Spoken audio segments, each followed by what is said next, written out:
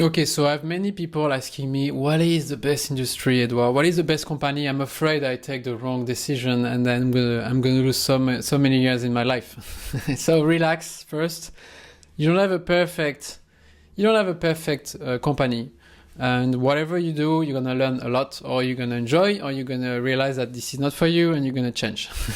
Okay, so I've been working internally and training and consulting with most of the biggest companies in the world right now, by close or far, but I know pretty well the overall market. And the idea of this video is just to give you one more time my personal perspective about what would I do if I had to look for a job or explore a new sector today. Okay, so we have many big companies. I've been working for a few of them here. It's important to know that, first of all, you want to work for a big company or small company. The good thing with small companies is you have much more responsibility, so you're going to learn much more, like a big variety of skills. You won't have only one thing to do. The bad thing is, like, when you work for, not a bad thing, but when you work for a small company, this is not something powerful for your curriculum, for your CV. Okay, so you say, oh, I work in the supply chain of Amazon. Even if you don't have any degree, it's like, wow, this guy worked for Amazon, and it's like Amazon approved this guy or this girl. So it's very important to understand that. I feel at one point, if you work for this famous company, especially in supply chain, this is as powerful or even more powerful than having a fancy degree, for example, or fancy diploma.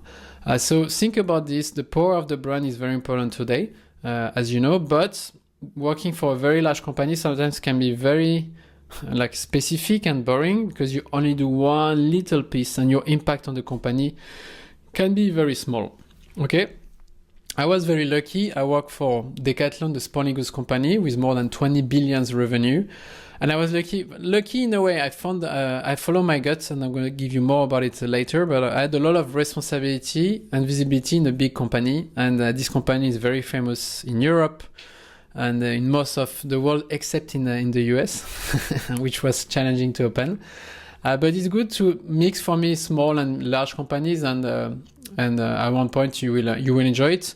My company, AbcSupplyChain, doesn't have 100,000 employees, and I prefer now working in a small company, but helping big and small company. Okay, so now I'm going to give you my point of view. For example, I love retail because you have a lot of data, and in supply chain, you have to understand, is supply chain the core business of the company or not?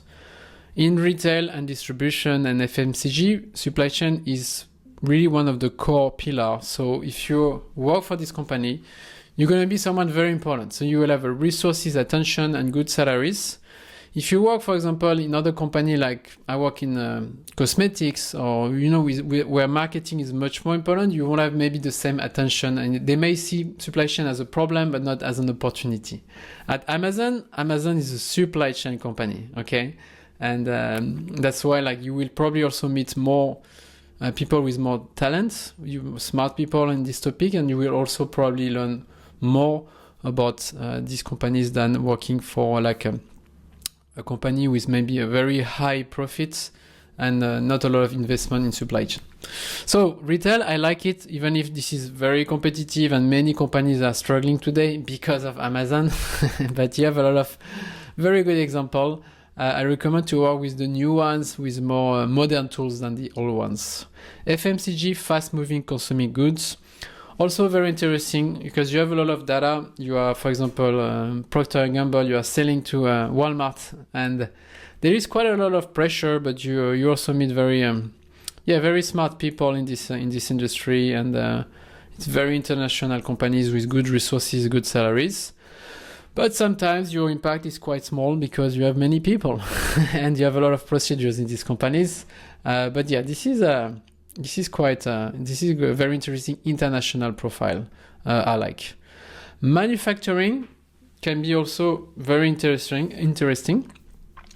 My point of view is just be careful on specific sectors too sensitive with economic crisis. For example, the automotive industry, like cars. If you love cars, great, but you have to be aware that every 7 or 8 years you have a big crash nowadays, and and you don't have a big growth except if you're working in an electric cars business. So when you don't have a big growth, you don't have big opportunities, or you have more competitions. So you have to be aware of that. But if you love this car industry, just go for it. I will recommend to go to a very technical or high profit manufacturing business, such as aeronautic, or maybe like everything which is not necessarily super famous, but with more. I would say I would really check the if you have a fast growing industry or not. I think this is the most important if you want more opportunities. Beauty industry. I was a director at Coty. It's very interesting because you have a lot of brands, a lot of distributors, a lot of data. Clearly, you have to also to be aware this is not the best supply chain in the world, because these companies do marketing. They are marketing business.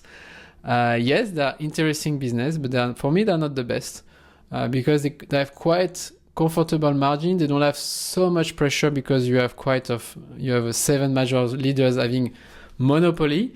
So I learned a lot from this, but I didn't meet the most talented people in supply chain in these companies, because you don't have as much pressure in beauty business as, for example, retail or FMCG. The luxury good as well, very interesting. I am a French, obviously, so yes, I have to talk about it. Very high margin and profit, so you can have a very comfortable position. They invest quite a lot in supply chain. So I think this is very interesting sector. It's not easy to get inside because you have a lot of competition and many people want to work for this very famous and luxury companies. But one more time, it's not about competition. So you will have less data than FMCG and retail, but this is a very good. And when you get inside, it's quite easy to change to another company if necessary. Pharmaceutical, very good money, fast-growing business. I will say that the challenge in this area is you have a lot of strict and rigid procedures. So sometimes you cannot do what you want because it's health product. So you have to be careful on that. But very interesting market with big and small companies. So many opportunities. The energy sector as well can be has a lot of money. It depends on the financial crisis as well. But you have a lot of money. I would say that the downside is sometimes the location of the job, especially in operations, is not close from the city, especially if you are producing energy. But a lot of money and a lot of things to change to make this energy more sustainable.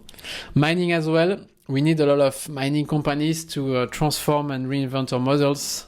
This is not only about data, and there is a huge opportunity, especially in Asia, America, and Africa. So you have massive company, and I will say that you have very good money as well if you take the leadership on the right projects. The challenge would be more, one more time, around the location of the jobs, not always close to big cities, and it's not easy to move to another sector if you work for 10 or 20 years in mining, but that could be your goal, and you can really enjoy it. Third-party logistics, very interesting as well, but be careful, there is a lot of competitions. Okay, if you work for DHL or UPS, you have many people who want the same job, the same promotion, and because there is a lot of pricing pressure, it's not easy to get big opportunities unless you're really good or really passionate. You can have very interesting management careers in this area, but be aware that at one point, if you want to do something else, don't forget to learn other skills and move to other companies because you have a lot of pressure and competition. Then you have consulting. Consulting, I recommend to do consulting at one point in your life. I think this is always super interesting, or internally as a project manager, or working for a supply chain company, which can be super interesting. You will be surrounded, especially the top ones, by brilliant people, smart people. I've been working with these companies, and also people coming from these companies as a manager. So you'll be surrounded by very smart people. You're going to learn a lot with many different projects. The downside is your life. Your lifestyle can be very intense. You are traveling a lot, you're working a lot, and sometimes the projects are not always super interesting. So make sure you pick the right manager and the right projects, because it can be also quite exhausting, to be honest, to do that. So I also like the small consulting company. You don't have the same visibility, but you have much more freedom and fun, I feel, than the big one. So as you feel, one more time. And the big ones, they like to have fancy diplomas and degrees. So if you don't have them, it's okay. Just do something else. It's not important to only have to be part of them as well. And you have all the other ones. You have, for example, you could work for NGOs. NGO, you have a lot of things to do. Clearly, the level of supply chain is not very good. I've been working with a few of them recently. So we need people like this, but usually they don't pay a lot, because the goal is to help, not to give you a lot of money. But I think sometimes it's a mistake, because having very good people in supply chain could be very important for the inventory of the medicine, for example. You can work for the army. Very interesting. I love people coming from the army, and also people who were like who were athletes before, because I feel they are very structured. Not easy to get out sometimes, but we've been training quite a lot of people from the army to help them to move to more classic jobs. You can work for the construction companies, telecom. It's not the core business supply chain, but you have a lot of product to move. Or you can work for government, like French government or Canadian or US. That could be interesting, even if I feel working for a government is clearly not where I see the best supply chain, because you have a lot of procedures and it doesn't, for me, attract the best. Even if you have, or you can always have good surprise. So at the end, which one to choose? I give you a summary. You can pause this video about these different sectors. This is just my point of view. At the end, if you really want to you can pause this video if you want. But how to choose the right one? First, relax. For me, it's good to have a 1 point recognized global company, growing business. Go to a growing sector business. Like the company should grow. If the company is struggling, you will have much more pressure and less opportunity. Thriving sector as well that you like. For example, I've been part of the sporting goods business for 8 years, and I really enjoy it because I love sports. A lot of autonomy and responsibility. So you have to really be clear who is your manager, what will be your responsibility, and you want to have freedom to explore. Also, a company that uses the latest tool and technologies. If you work for a retail company with like 80 years old history and very old system, it's not as fun as working with Amazon and machine learning. I will say as well, not publicly trade it if possible. Because I feel there is a lot of pressure to work for a company on the stock market. So I prefer to work for family-owned business with long-term investment. That's my personal point of view, like Decathlon. They are less visible because they are not on the stock market.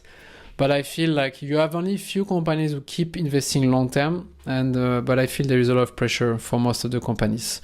For example, I think that Apple and Amazon are maybe two good examples of companies that keep investing long-term. But for the rest, I could feel a lot of stress and pressure from delivering quarter results all the time. I think salary is important, but I would not put it as priority number one for career growth. Focus more on the quality of your job. If you are really passionate about it, if you're going to learn, than just money. Because if you only focus on money, most of the time when company pays you a lot, or they really need the best in the world, or they don't have the great culture and they try to balance with good salary, but at one point, if you don't enjoy it, you're going to leave as well. So the company culture is also very important. Talk to people inside the company. Try to really follow your intuition and feel it.